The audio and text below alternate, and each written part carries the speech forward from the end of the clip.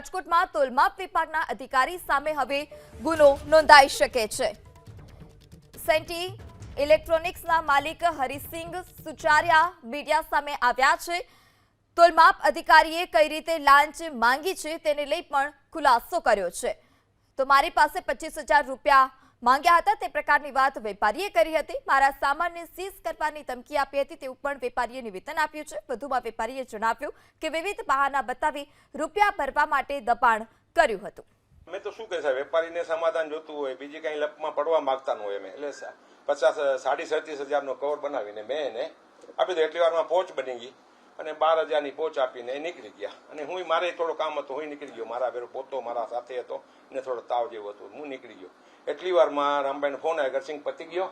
હા સાહેબ પતી ગયો છે। 12,000 રૂપિયા લોકોએ મારી પાસે પહોંચ આપી, બીજા કંઈ લઈ ગયા? હા સાહેબ 25,000 રૂપિયા લઈ ગયા છે। તો કે મને હજી નંબર દે એનો, મારે એને ધન્યવાદ કરવા, મને એમ કીધું।